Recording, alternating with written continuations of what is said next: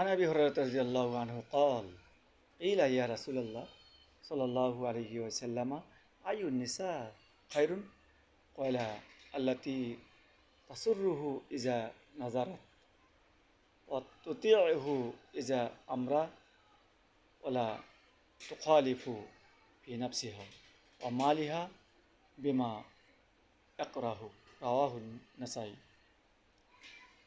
আবু হুরায়রা রাদিয়াল্লাহু তাআলা আনহু হতে বর্ণিত, তিনি বলেন, জিজ্ঞাসা করা হলো, ইয়া রাসূলুল্লাহ, কোন স্ত্রী উত্তম? তিনি বললেন, যার প্রতি দৃষ্টি করলে তোমার আত্মতৃপ্তি হয়, যাকে তুমি কোনো নির্দেশ দিলে সে তা বাস্তবায়ন করে, তুমি যা পছন্দ করো সে তা তোমার সম্পদে এবং তার